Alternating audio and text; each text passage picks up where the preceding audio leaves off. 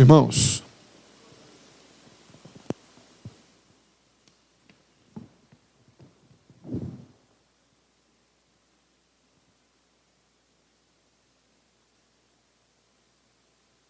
Evangelho de Lucas, capítulo 9.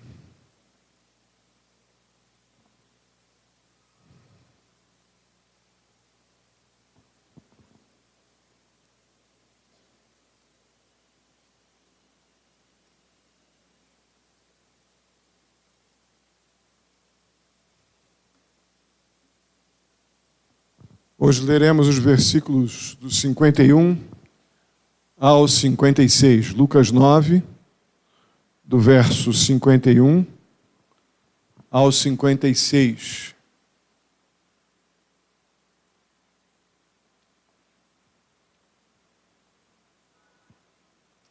Diz assim: aproximando-se o tempo em que seria elevado aos céus, Jesus partiu resolutamente em direção a Jerusalém e enviou mensageiros à sua frente. Indo estes, entraram num povoado samaritano para lhe fazer os preparativos.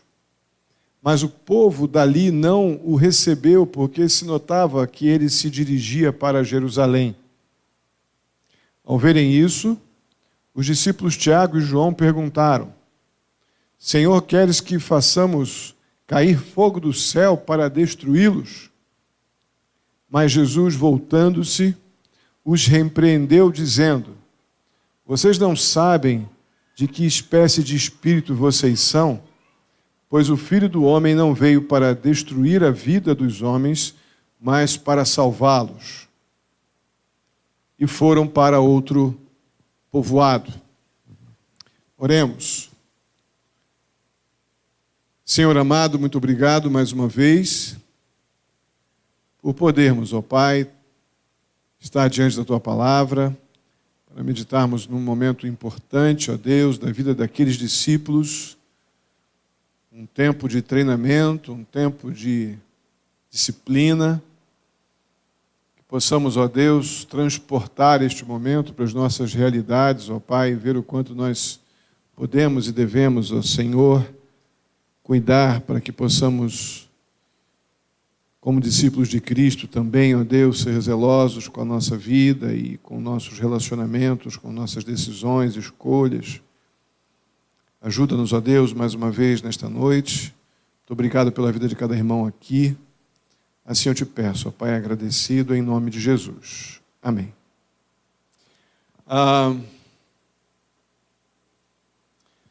Semana passada nós vimos, obrigado Paulo, no verso 46, que os discípulos em treinamento, eles já eram discípulos de Cristo, mas no intenso treinamento para aquilo que está por vir em Atos. Como eu disse aqui algumas quartas-feiras atrás, se nós olharmos Lucas como o primeiro volume do livro de Atos, sabemos que esses homens estão sendo treinados por um enorme desafio que está por vir, que é de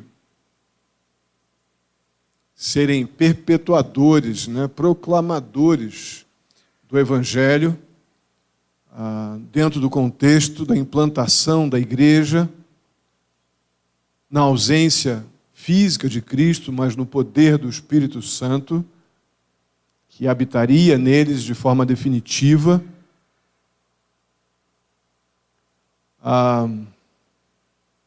E eles estavam sendo provados como pecadores, que criam em Jesus, mas tinham todo tipo de fragilidades pessoais, emocionais, espirituais, seguramente ótimas intenções, mas nem todas as intenções ótimas eram qualificadas para a vida daquele que se dispõe a ser portador da boa nova do Evangelho. Então não é com boa vontade ou com boa intenção que você se torna um proclamador do Evangelho, mas é com coragem e com autonegação. Esses homens não tinham aprendido isso ainda. Eles já estavam sendo treinados nisso, mas o aprendizado não estava de forma alguma ainda completo. Tanto é que no verso 46 eles estão disputando quem é o maior. Lembram disso? Semana passada. Perdendo o entendimento, a compreensão que na vida cristã o maior é o menor. Isso não é uma questão de estrutura ou de estatura física, mas é numa percepção de compreensão de quem eu sou diante daquele que eu sirvo. É nessa percepção que o Senhor Jesus os disciplina, os corrige. Depois vemos nos versos 47 a 48 que o Senhor pacientemente os educa, os ensina, de modo que eles precisam aprender que aquele que pretende se destacar no reino de Deus, ele precisa aprender isso através da autonegação e não da autoafirmação. Não é o quanto eu digo que sou, mas é exatamente a compreensão do que eu devia ser e ainda não sou.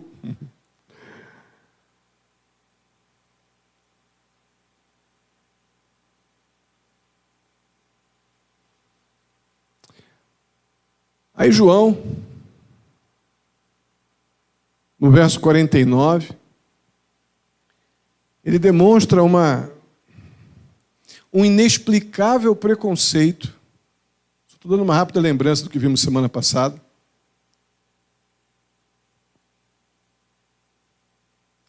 Ele demonstra um estranho preconceito, inveja mesmo, dos gentios.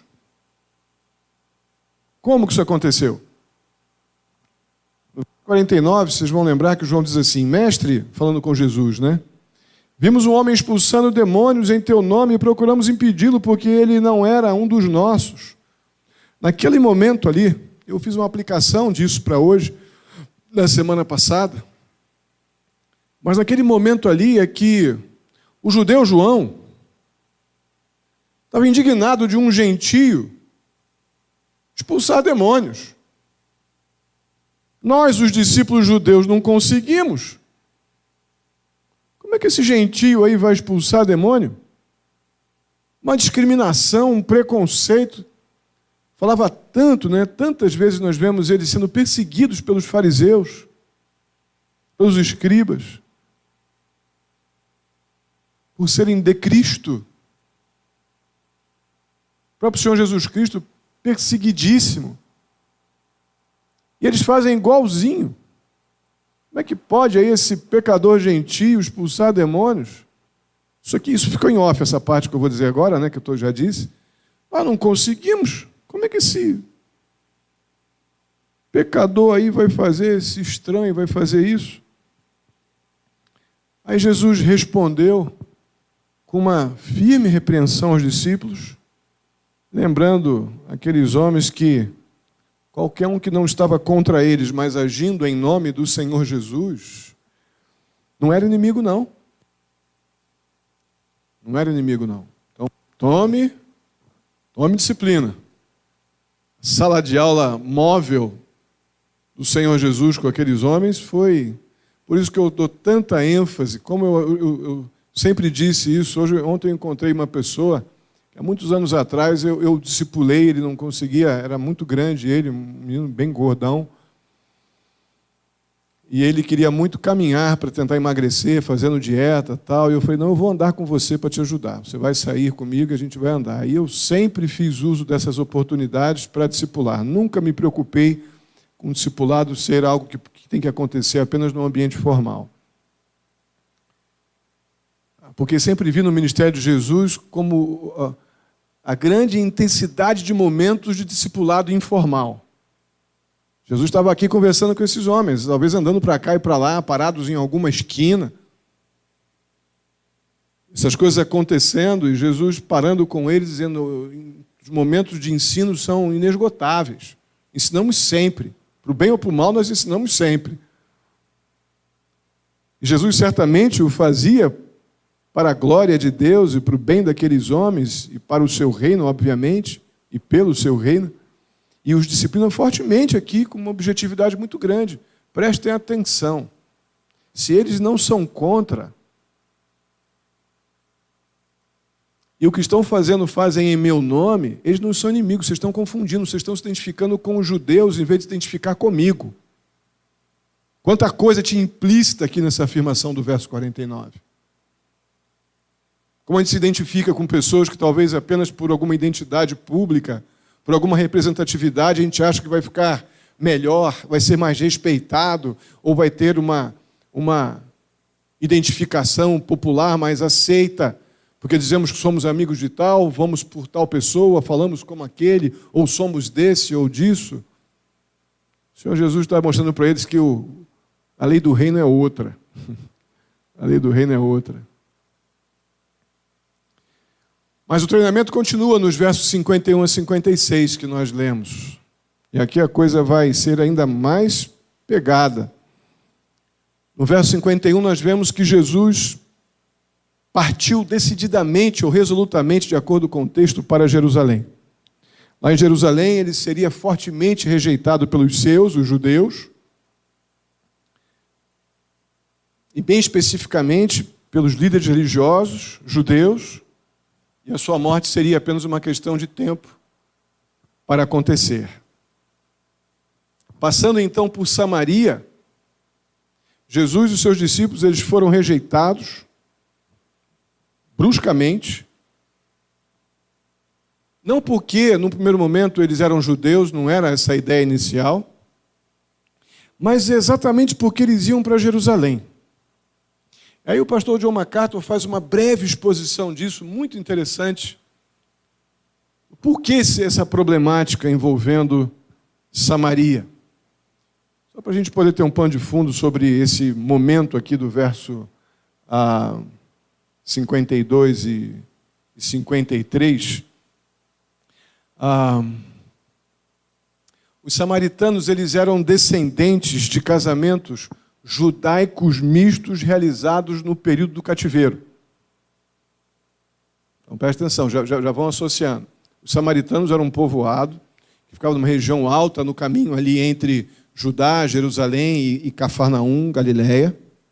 Ficava no meio do caminho, na margem leste do Jordão, uma região alta, montanhosa. E eles ali se ajuntaram e eles eram conhecidos por serem um povo de origem, né? De casamentos judaicos, então, ou com dentro da realidade de casamentos mistos, feitos dentro do período do cativeiro com pessoas não judeus.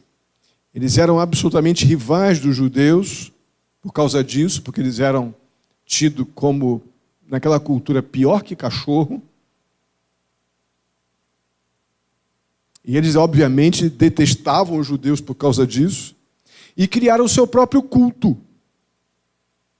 Criaram um padrão de religiosidade que os satisfazia dentro da rejeição que eles sofriam, tanto social como religiosa.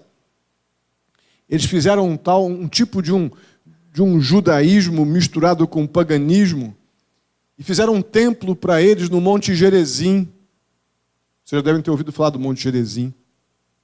Lá fizeram um templo para eles poderem cultuar, prestar o culto a Deus e aos vínculos pagãos deles ao mesmo tempo. Então eles eram realmente considerados um povo imundo para os judeus, odiados pela maioria dos viajantes, dos transeuntes que passavam, porque ali era uma rota comercial muito forte que ligava Judá em Jerusalém e a região da Galileia. Na verdade, muitos até andavam mais, eles passavam para o outro lado do Jordão para não passar nem nas terras de Samaria. Você vê como a coisa era séria. Muitos judeus faziam esse trânsito, eles atravessavam o Jordão para não passar nem nas bordas de Samaria, para vocês verem o nível do problema. Então, por que Jesus e os discípulos, passando ali por Samaria, foram altamente rejeitados? Porque viajar para Jerusalém, passando por Samaria implicava em dizer sem palavras que eles criticavam e rejeitavam o que aquelas pessoas faziam ali no Monte Gerizim, uma vez que nós cremos no único Deus, no Deus de Israel, que está no templo, e passar por ali era a ideia de que eu passo com desprezo. E eles, samaritanos, se sentiam desprezados pelos judeus que passavam olhando para eles como um povo imundo, que adorava deuses imundos. Então, a pessoa que ia para lá, caminho de Jerusalém, eles iam adorar a Deus, e por isso estava implícito que eles rejeitavam completamente os samaritanos com as suas práticas, e daí vem toda a rejeição dos samaritanos.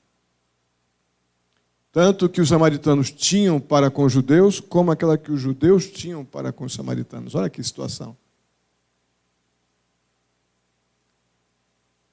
Voltando para o nosso texto, então, Tiago e João, que estavam há pouco tempo tinham estado com Jesus no monte, na transfiguração, ficaram indignadíssimos. Como é que eles podem nos tratar assim? Como é que eles podem tratar o Salvador, o Senhor, o Messias?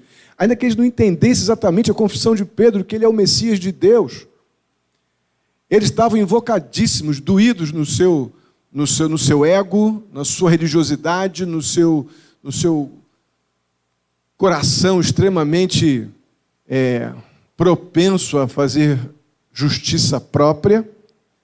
E eles, nada mais, nada menos, no verso 54, eles fazem um pedido assim, e os caras tinham estado lá no monte, viram aquele momento espetacular lá da transfiguração, viram Jesus, Elias, Moisés, um negócio que deveria ter deixado eles muito cheios de temor ao Senhor, mais cuidadosos no falar, mas gerou, em algum momento, gerou no coração deles um senso de guarda-costas de Jesus, protetores do Messias, alguma coisa assim, que eles fazem um pedido muito gentil, ou muito protetor, né, aspas, para Jesus, e falam: Senhor, o Senhor quer que a gente taque fogo na cidade? Como é que eles podem fazer isso com o Senhor? Vamos clamar aqui que vai descer fogo do céu e vai queimar essa raça toda, Senhor. Podemos? Que doces, né? A gente vê lá se não me engano, em Marcos, que está bem definido, que Jesus chama Tiago e João de filhos do trovão, de Boanerges, né? Filhos do trovão. Eles queriam chamar fogo do céu, assim como Elias. Eles tinham acabado de ver Elias no monte, né, da transfiguração. Aí talvez tiveram esse insight. Bom, já que eu vi Elias ainda há pouco, deixa eu convocar aqui o poder de Elias e mandar fogo nessa raça, só lembrando que Elias teve um momento como esse. Mas para lidar com os soldados que vinham contra ele a fim de matá-lo, contexto completamente diferente. Jesus não está reprovando o que Elias fez no Antigo Testamento, está dizendo que aqueles homens estão com motivações completamente contrárias. Tem nada a ver com o que Elias fez, mas eles pegaram o gancho aqui, vamos embora, vamos com Elias, como Elias, queimar esses caras todos. Em outras palavras, Tiago e João, eles preferiram ver o inimigo torrado do que salvo, do que experimentar a graça de Deus. Eles preferiam que eles experimentassem a ira de Deus do que experimentar a graça de Deus. Então Jesus, no verso 55, os repreende. Os repreende fortemente. Jesus veio para salvar, não veio para destruir. Ele quer salvar. O interessante é que a motivação dos discípulos em querer tacar fogo nos samaritanos, parece doido isso, né? É a mesma dos samaritanos por não querer acolhê-los no caminho de Jerusalém. É a mesma coisa. É o mesmo tipo de rejeição. Uma ira meramente religiosa, preconceituosa, carnal. Estava impedindo dos dois lados que houvesse um encontro com o Senhor Jesus Cristo. Os discípulos eles acharam que os samaritanos mereciam morrer por sua rejeição. Só não perceberam um detalhezinho. Eles estavam sofrendo o mesmo mal, a mesma coisa. Estavam sofrendo o mesmo ódio, do mesmo repúdio, esquecendo o propósito da vinda do Messias, do Filho de Deus, que era para salvar exatamente o pecador. Autojustiça é um negócio muito complicado. Porque a gente se coloca numa condição de menos pecadores do que os outros. E esses caras estavam dando uma prova aqui de maturidade gigante. E o tempo deles de começar um serviço muito, muito grande por vir com a ressurreição de Cristo, fazia com que o discipulado deles fosse extremamente intenso. Então a gente viu no verso 40 que esses caras, esses discípulos, eles sofriam de falta de autoridade, não conseguiram expulsar o demônio do filho daquele homem, lembra? Nós vimos no verso 46 que faltou unidade. Eles estavam disputando quem era o maior. E aqui no contexto dos versos 51 a 56, nós vemos que falta a esses homens misericórdia. É a turma que prosseguiria o ministério de Cristo. Em pouco tempo. Humanamente falando, seriam os últimos da fila. Concordam comigo? Irmãos, quando eu fiz o meu trabalho de bacharelado em cima do perfil desses homens, eu fiquei algumas vezes chocado. A gente vê mesmo que Jesus escolheu a maioria deles. Não tinha qualificação nenhuma. A maioria.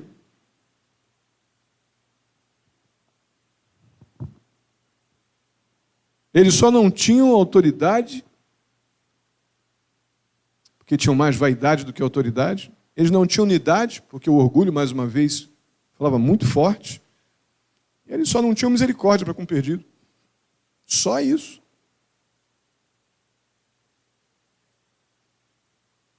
Quando os discípulos pediram, então, a permissão de Jesus para atacar fogo nos samaritanos, ou na cidade, eles demonstraram aquilo que eu estou chamando, então, desse perigosíssimo senso de autojustiça. Por que a autojustiça é perigosa, ou perigoso? Porque vai na contramão do Evangelho. O Evangelho diz exatamente assim, ó, você está morto em pecados e delitos. Você precisa se render e receber o que Deus providenciou para você em Jesus Cristo. Então é um morto com esperança em Jesus, de ganhar vida por causa daquilo que Deus fez pelos mortos em pecados e delitos. O cara que acha que tem algum tipo de justiça pessoal que o torne merecedor do que aconteceu na cruz, está na contramão do Evangelho. Evangelho esse que, repito, eles teriam a enorme responsabilidade de serem os proclamadores pós-ressurreição de Cristo.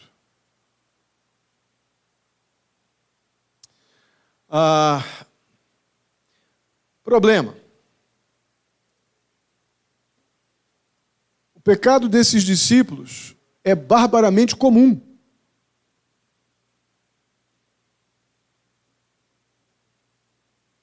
Se lembrar um pouquinho, nós tivemos no Antigo Testamento uma situação bem semelhante com o nosso querido Jonas. Jonas recebeu o comissionamento da parte de Deus para ir para Nínive, uma cidade terrível. Os ninivitas eram ruins mesmo. Não sei se vocês lembram uma série que eu preguei há muito tempo. Quando acabar essa sequência, que eu não sei quando vai acabar de Corinto, estou com muita vontade de voltar a pregar em Jonas. Tem uma série aí de umas 10 mensagens em Jonas muito bacana que eu estava revendo esses dias. Muito legal. E lendo, para relembrar um pouco também, quando eu lidei com esse assunto aqui, Jonas, quando foi comissionado para Nínive, ele tremeu dos pés à cabeça. Senhor, eles são ruins demais. O povo é ruim, Senhor. Os ninivitas eram homens de guerra mesmo. Não sei se vocês lembram, eu já ter dito no passado, eles, para poder manter o padrão de temor da vizinhança, para manter os vizinhos com medo, eles iam para as batalhas, né, para as conquistas deles, matavam, levavam os corpos ou as cabeças, normalmente só as cabeças. Só que eles levavam prisioneiros que iam, obviamente, as pessoas, mas normalmente levavam as cabeças, decapitavam e faziam pirâmides de cabeça nas entradas principais da cidade para mostrar para os povos vizinhos, quando passassem por ali, ó, no México, a gente não, que a gente corta a cabeça. Olha que povinho doce que Jesus resolveu salvar, né? E Jonas, sabendo disso, disse: Senhor, para Nínive não. Tanto é que ele tenta fazer um desviozinho, né? Ele vai para Tarsis, mas aí não tendo jeito, Deus o faz parar na praia, as costas ali de Nínive. Ele andou para caramba ainda. Chegando em Nínive, ele fez o que tinha que fazer. Depois de ter feito o que tinha para fazer, no capítulo 3 ou 4, ou de 3 para o 4, ele fica indignado porque o povo não se arrependia. E ele vai e diz: Senhor, voltar para falar com esses caras por quê? Eles são os miseráveis. Aí aquela experiência de Jonas com a figueira, né? Ele queria que todos morressem. Eles não valem nada. Eles são um povo mau, que morram. Bem semelhante com que os discípulos de Cristo tiveram de motivação, que não queriam tacar fogo nos samaritanos. É muito diferente a nível de motivação, não, irmãos. Falta de misericórdia.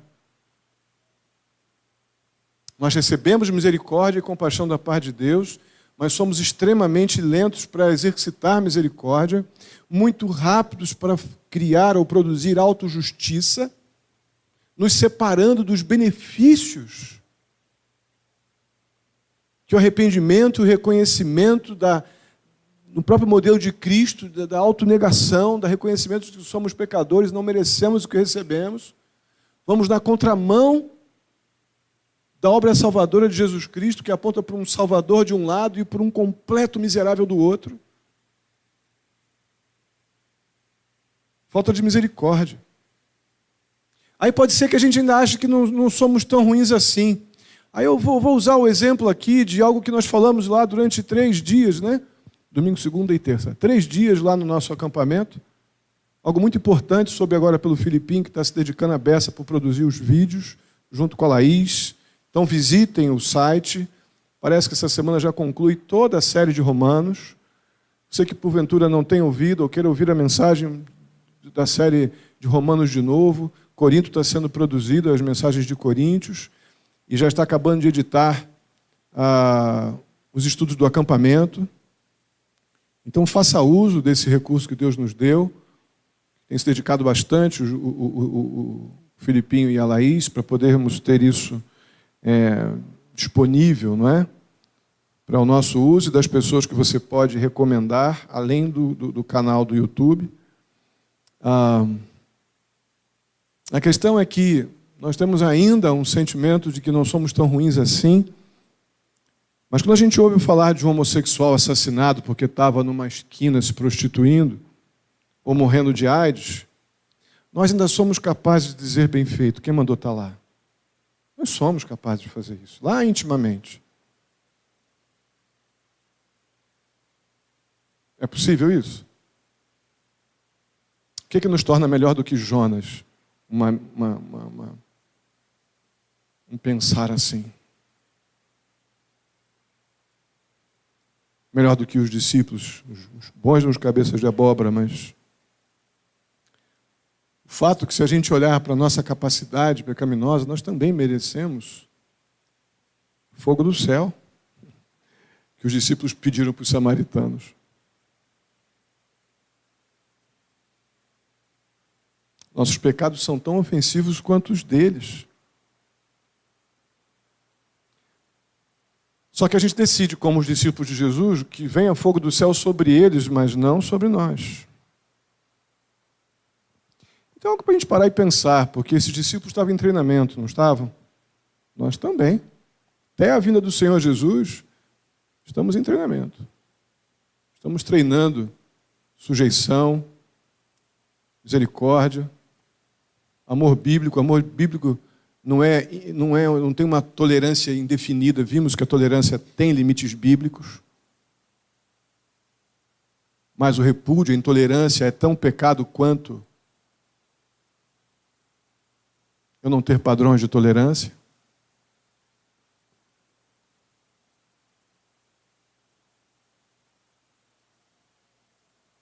Eu não sei se eu me sinto consolado quando eu vejo esses caras ou eu sinto vergonha. Acho que eu sinto os dois juntos. Eu vejo que eu sou capaz disso aqui e ver que esse mesmo Deus usou esses caras me traz um alívio.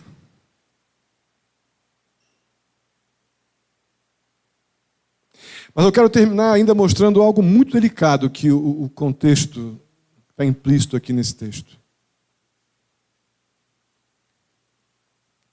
Irmãos, até então,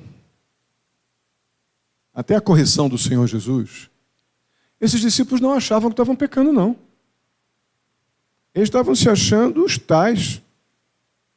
Na verdade, eu creio que eles estavam pensando que suas atitudes eram super espirituais e virtuosas. Senhor, não vou deixar esses caras te distratarem, não. Eu vou invocar aqui o poder do profeta Elias, viu como eu manjo o Antigo Testamento, Jesus? E vou invocar o poder de Elias para queimar essa raça aí em teu nome. Amém, Jesus? Amém? Somos capazes de alguma coisa, um negócio desse? O pecado é exatamente assim. Por isso que uma das características do pecado é engano. Mentira. Os discípulos acharam realmente que a indignação deles era justa. Que a intenção deles de queimar a cidade inteira era justa. Afinal, estavam protegendo ou guardando ou preservando a dignidade do Messias de Deus, que mesmo que eles não entendessem isso tudo, as implicações disso tudo ainda, ou dessa afirmação. Eu acho que eles acreditavam que estavam fazendo um grande favor para o Senhor Jesus. Senhor, não queremos que a sua obra esteja atrapalhada por causa desses caras. Então vamos acabar com eles, vamos matar todos. Não queremos que o ministério do Senhor Jesus seja atrapalhado.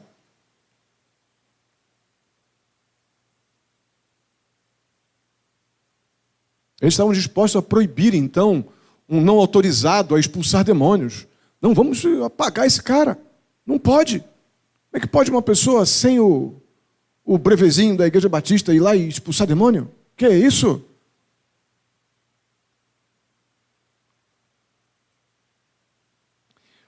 Irmãos, quanto mais fácil é para nós justificar nossos pecados, espiritualizar nossos pecados, nos autoconvencendo de que nós fomos obrigados a fazer isso. Não, é circunstância, eu tinha que fazer isso. Tinha que fazer isso. Eu fiz porque, alegando uma mega espiritualidade, né? Irmãos, muito cuidado com os pecados que têm aparência de bondade. Muito cuidado. Use aquele períodozinho de tempo entre o pensar e o falar. Ponha suas motivações aos pés da cruz e das verdades que você já confessou que crê. Se não tem certeza, fica calado. E para ter certeza, você vai ter que pensar. Senão o nosso coração nos vence, cheio de boa intenção, mas também cheio de pecado com carinho de bondade. Somente uma vida de contínua percepção de que nós somos pecadores, de que temos um Salvador que foi enviado para perdoar pecadores. Isso nos traz alívio para o duro fardo do nosso pecado, mas não podemos perder em momento nenhum a contínua percepção de que nós somos pecadores e potencialmente capazes de produzir autojustiça. Eu creio que somente uma compreensão contínua disso, que é resultado de temor ao Senhor, de disciplinas espirituais, que a gente não pode abrir mão, tem falado muito sobre isso, né? Leitura bíblica diária, oração, aproveitar todas as oportunidades, um tempinho no carro dirigindo, um tempinho parado em algum lugar, na hora de almoço.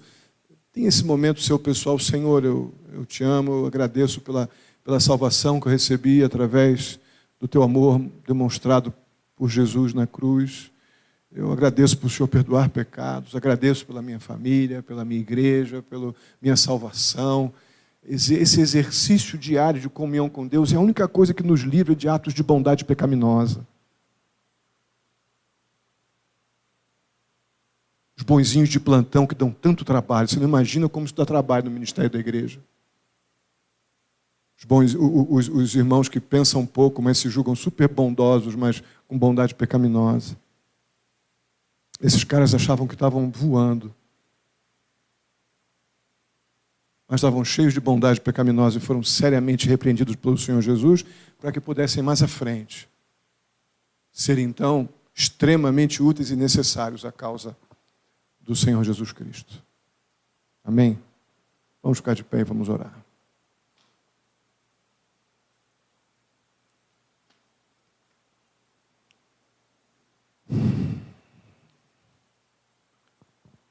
Pai querido, muito obrigado mais uma vez pela Tua palavra, por esse ambiente tranquilo que o Senhor nos deu para ouvir do Senhor.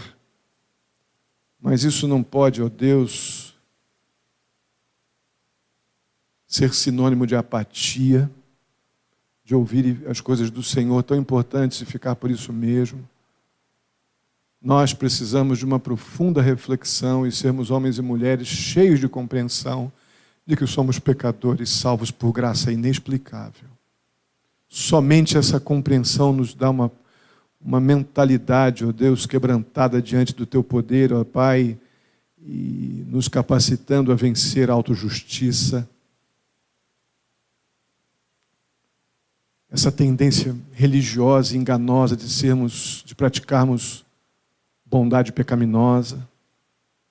Nos livra disso, ó Deus. Temos os exemplos nas Escrituras de como isso é ruim, mas também, ó Pai, temos exemplos que o Senhor usou esses que pecavam para transformar em homens, ó Deus, que não deixaram de pecar, mas venceram, ó Pai, essa escravidão que os dominava até então, nessas áreas.